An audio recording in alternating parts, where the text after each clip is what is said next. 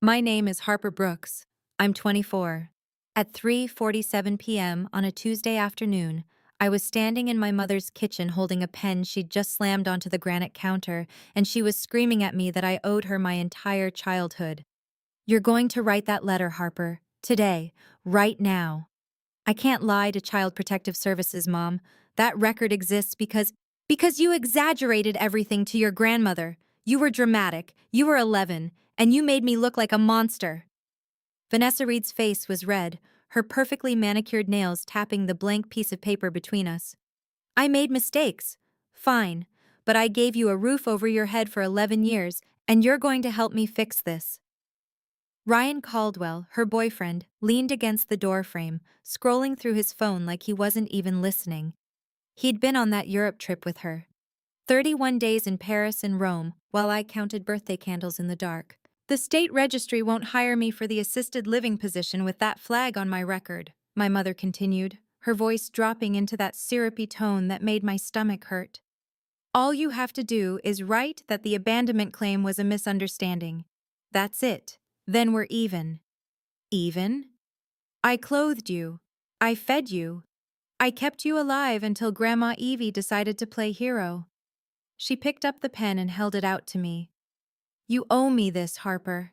After everything I sacrificed." Before I go on, if stories about standing up for yourself mean something to you, please hit like and subscribe and tell me in the comments where you're watching from right now and what time is it there. I didn't take the pen. My hands stayed at my sides even though they were shaking.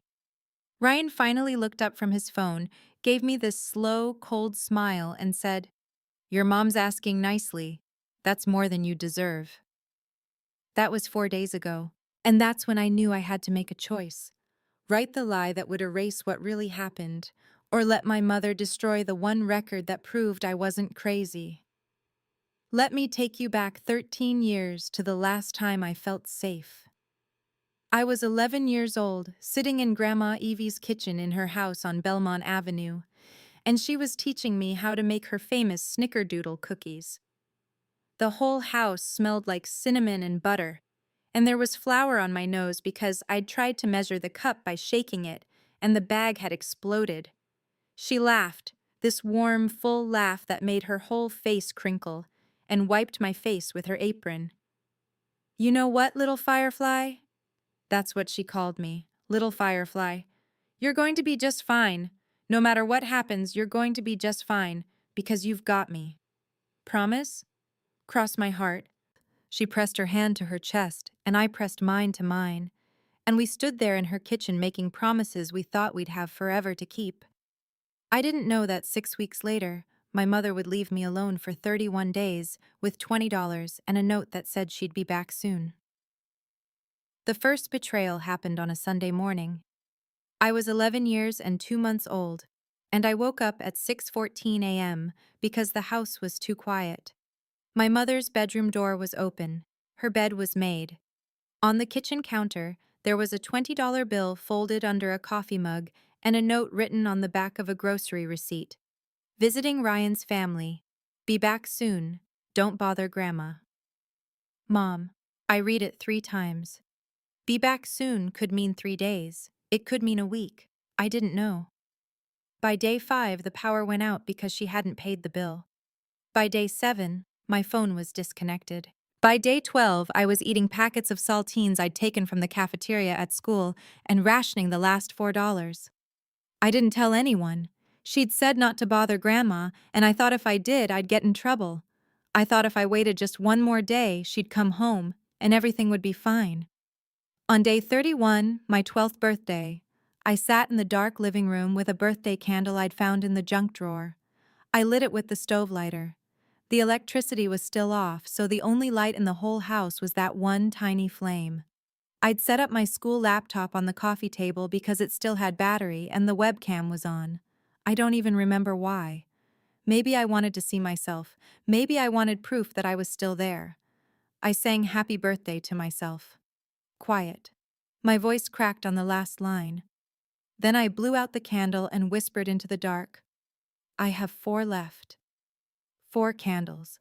That's how many I had left in the drawer. The next morning, my homeroom teacher, Mrs. Callahan, pulled me aside after roll call. She asked me why I'd been wearing the same sweatshirt for 2 weeks.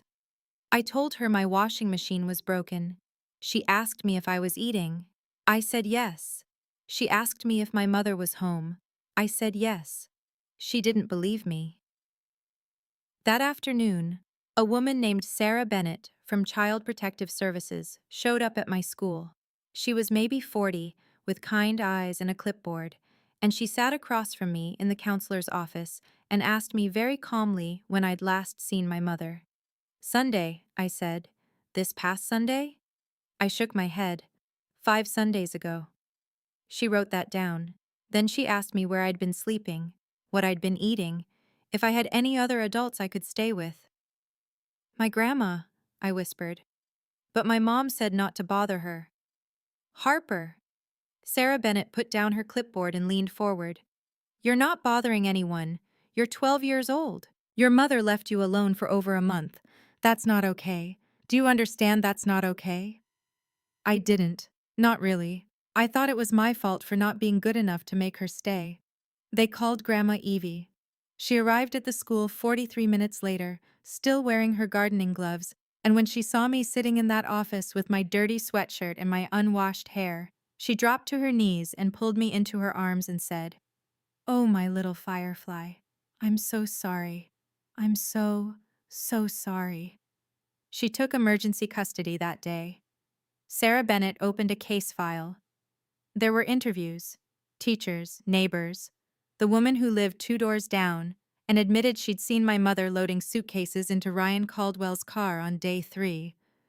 They found the webcam video on my school laptop. They documented the empty fridge, the disconnected utilities, the $20 bill that had been all I had for 31 days. The report was filed with the State Central Registry. Substantiated child neglect. Vanessa Reed's name was flagged. She came home 3 days later, tanned, relaxed, carrying shopping bags from Paris, and acted like I was overreacting. Harper, don't be dramatic. I asked the neighbor to check on you. Which neighbor? Sarah Bennett asked. She was standing in our living room with 2 police officers. My mother's face went blank.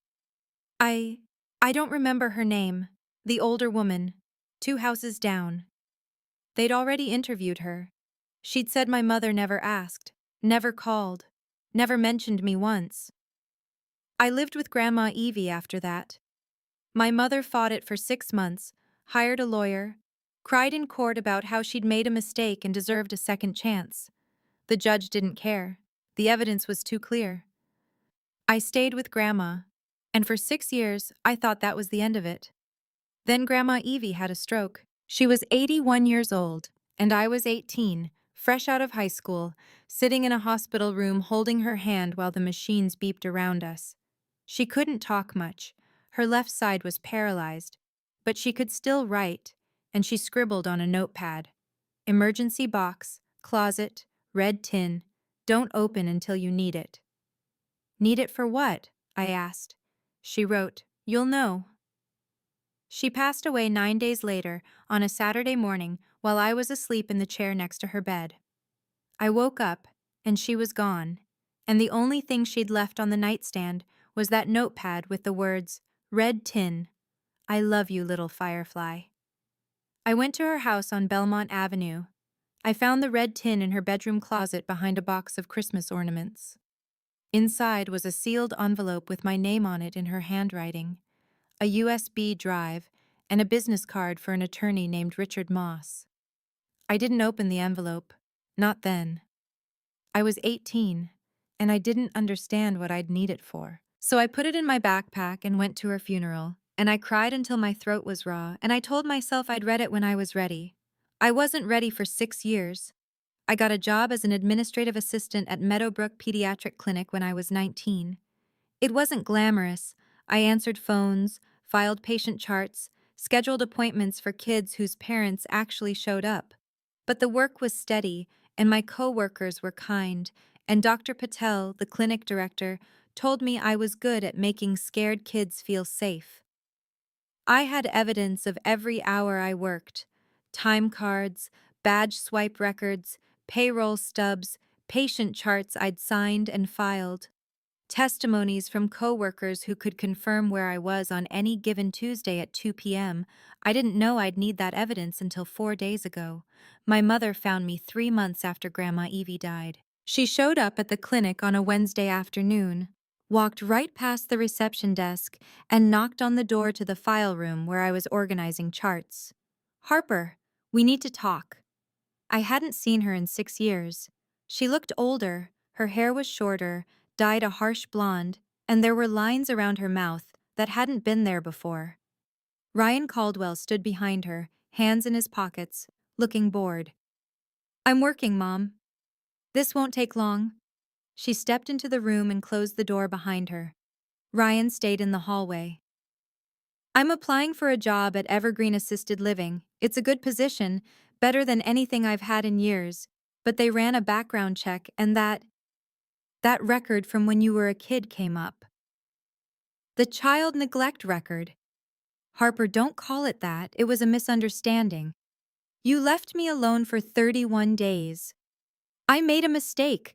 I was young, I was stressed, and your grandmother blew everything out of proportion." Her voice was rising, and I could hear Dr. Patel's voice in the hallway, asking if everything was okay. "I need you to write a letter to CPS. Explain that you exaggerated, that it wasn't as bad as the report made it sound. Then they'll expunge it, and I can get this job." "That's lying. That's helping your mother." She grabbed my wrist. "I gave you everything, Harper. I gave you a home. I gave you food. I gave you life. You owe me this." Ryan knocked on the door. "Babe, people are staring."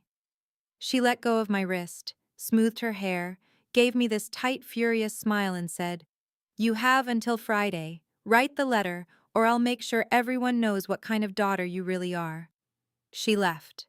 I stood there in the file room with my wrists still burning and Dr. Patel standing in the doorway asking if I was all right. "I'm fine," I lied. But I wasn't fine.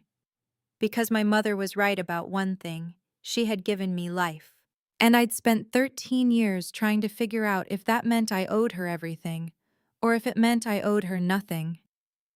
The public humiliation happened 2 days later at the clinic.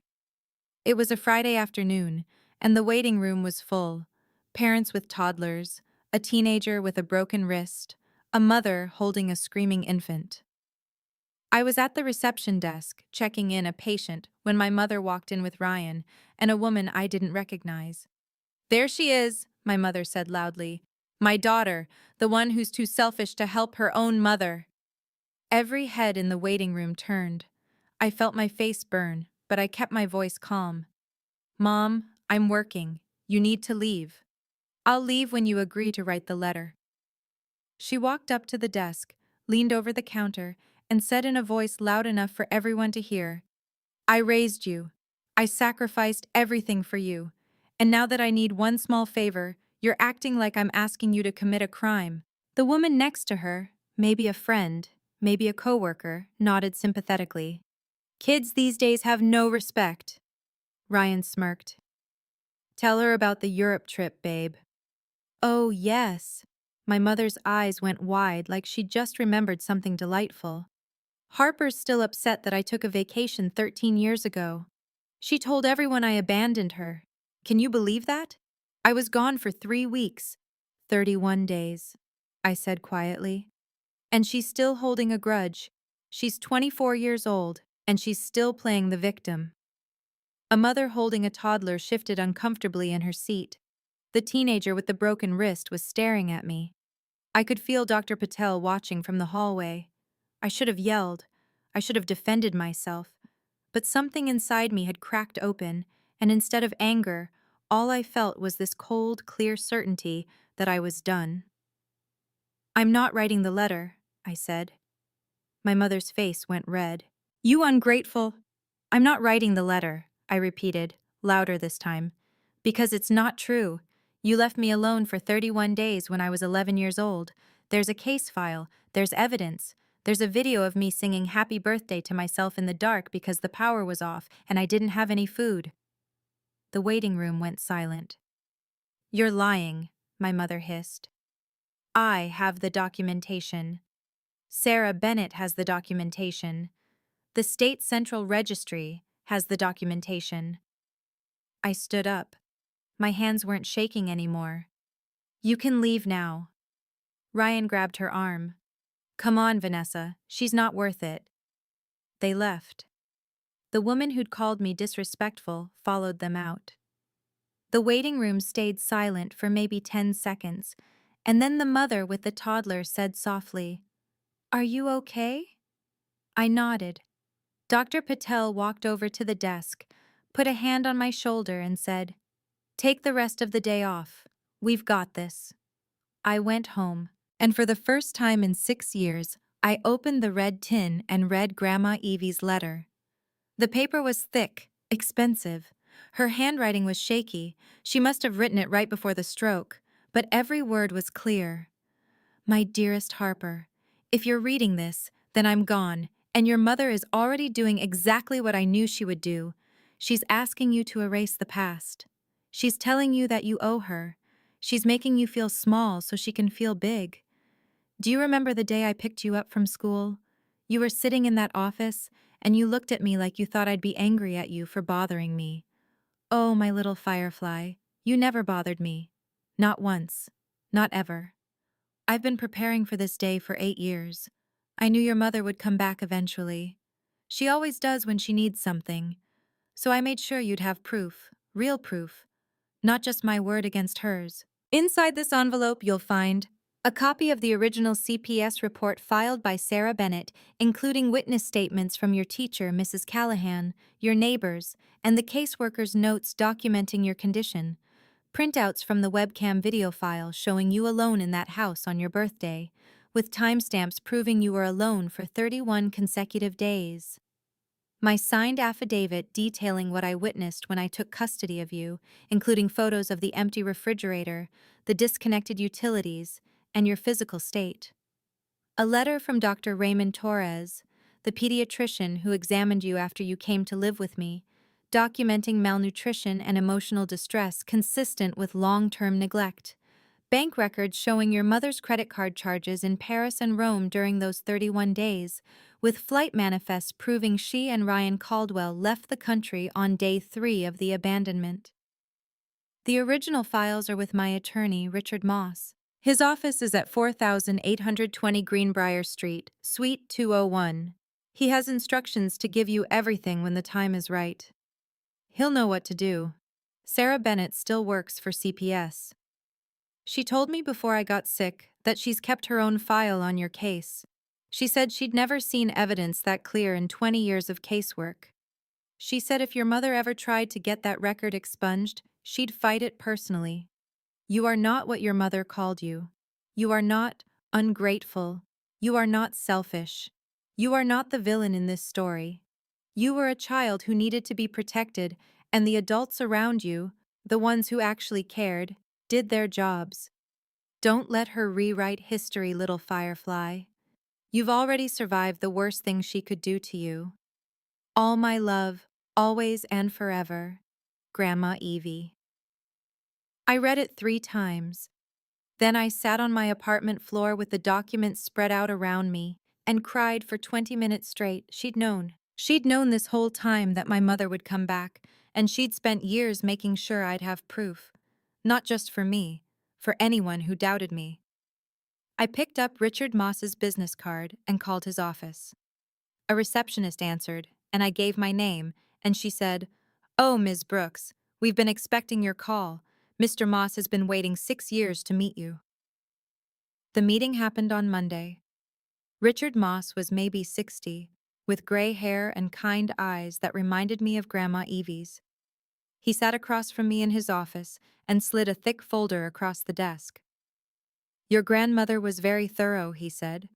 "She came to me the week after she took custody of you and said, 'Richard, I need you to document everything, because one day Vanessa is going to try to erase what she did, and Harper is going to need proof that she's not crazy.'" Inside the folder was everything Grandma Evie had mentioned: the CPS report, the webcam video file on a USB drive, witness statements, medical records, bank statements, flight manifests. There were also things she hadn't mentioned. A recording of a voicemail my mother had left for Grandma Evie 2 weeks into the abandonment, asking her not to call CPS, because it would ruin everything. A signed statement from the neighbor confirming she'd never been asked to check on me. Photos of the state of the house when Sarah Bennett had arrived. Empty fridge, overdue utility bills scattered on the counter, my dirty clothes piled in the corner of my bedroom. "What do I do with this?" I asked. "That depends. What do you want to happen?" I thought about my mother standing in the clinic waiting room, calling me ungrateful. I thought about Ryan smirking. I thought about that woman nodding along, agreeing that kids these days have no respect. "I want people to know the truth," I said. "Then we'll give them the truth." Richard Moss contacted Sarah Bennett. She still worked for CPS, and she still had her original file on my case. She said she'd be happy to attend a meeting if needed. Richard also contacted Mrs. Callahan, my old homeroom teacher, who was now the vice principal at a middle school in the next county. She remembered me. She said she'd testify if necessary. My mother called me 6 times over the next 2 weeks. I didn't answer. On the 7th call, she left a voicemail. "Harper, I don't know what game you think you're playing, but this is ridiculous. Just write the damn letter and we can all move on." I saved the voicemail. On the 8th call, Ryan left a message. "Your mom's losing sleep over this. You're being selfish. Grow up." I saved that one too. 2 weeks after the clinic incident, my mother texted me. "Coming to the house tomorrow at 2 p.m. to talk. Be there." The house. She meant Grandma Evie's house on Belmont Avenue, the one that had been left to me in the will. My mother didn't live there anymore, but she still had a key, and she still acted like it was hers. I called Richard Moss. "She's coming tomorrow." "Good," he said. "I'll be there. So will Sarah Bennett." What do I do? You listen, you stay calm, and you let the evidence do the talking. The next day, at 1:50 p.m., I was standing in Grandma Evie's kitchen with Richard Moss and Sarah Bennett. The kitchen table was covered with documents, printed copies of the CPS report, the webcam video file loaded on a laptop, photos, bank statements, witness statements. Sarah had her original file folder from 13 years ago, still labeled Harper Brooks, case number 4721, substantiated neglect. At 2:03 p.m., I heard a key in the front door. My mother's voice called out, "Harper, I'm home." She walked into the kitchen, rolling a suitcase behind her. Ryan followed with 2 shopping bags. She froze when she saw Richard and Sarah sitting at the table. "What is this?" she asked. "This is a meeting," Richard Moss said calmly. "Please sit down." "I don't have to sit down in my own house." "It's Harper's house, actually," Richard said. "Your mother left it to her. You're here as a guest." My mother's face went red. She glanced at me, then at the documents on the table, then back at Richard. "Who are you?" "Richard Moss. I was Evelyn Harper's attorney, and this is Sarah Bennett from Child Protective Services. You might remember her." Sarah nodded. "Hello, Vanessa." My mother's hand tightened on the suitcase handle. "This is harassment." "No," Richard said. "This is a conversation about the letter you asked Harper to write, the one that would falsely claim the child neglect case from 2013 was exaggerated." "It was exaggerated!" My mother's voice was sharp now, defensive. "Harper was dramatic. She told everyone I abandoned her, and that's not what happened. I went on a trip. I made arrangements. There's been a misunderstanding." Sarah Bennett opened her file folder. "According to my investigation, you left Harper alone for 31 consecutive days when she was 11 years old. You did not arrange for childcare. You did not leave contact information. You did not pay the utility bills, and the electricity was disconnected on day 5. When I arrived at the house on day 32, Harper was malnourished and wearing the same clothes she'd worn for 2 weeks. That's not... She's exaggerating. I have the medical report from Dr. Raymond Torres documenting her physical condition." Sarah pulled out a sheet of paper. Weight loss, dehydration, anxiety, all consistent with prolonged neglect. I called the neighbor. I told her to check on Harper. Which neighbor? Sarah asked. My mother hesitated. The woman 2 houses down. I don't remember her name. Mrs. Patricia Clemens, Sarah said. I interviewed her in 2013. She stated that you never asked her to check on Harper. She said she saw you loading suitcases into a car on the morning of June 6th and didn't see you again until July 9th. She's lying. She signed a sworn statement. Sarah slid the paper across the table. Would you like to read it? My mother stared at the document. Her face was pale now. Ryan shifted uncomfortably behind her. Richard Moss opened his laptop and turned it toward my mother. This is the webcam video file from Harper's birthday. July 2nd, 2013, day 31. He pressed play. The video was grainy, dark. The only light was from a single birthday candle sitting on the coffee table. In the frame, you could see me. 11 years old, wearing that same dirty sweatshirt, my hair greasy and unwashed. I was singing happy birthday to myself in this small, broken voice. On the video, I blew out the candle. The room went dark. And then my voice, barely audible. I have 4 left. The video ended. The kitchen was completely silent. My mother's face had gone from pale to gray. She was staring at the laptop screen like she couldn't believe what she'd just seen. You recorded that? She whispered. I didn't even know the webcam was on, I said quietly. But yes, it was recorded, and Sarah Bennett has the original file. My mother turned to Ryan. You said this wouldn't be a problem. You said she'd just write the letter and we'd be fine. Ryan stepped back. I didn't know about the video. You were there! My mother's voice was rising, panicked now. You were with me in Paris. You saw the receipts. You helped me plan the trip. You said it would be fine to leave her for a few weeks because she was old enough to… Vanessa. Richard Moss's voice was calm, almost gentle. You're not helping yourself. She spun on him. This is entrapment. You tricked me into…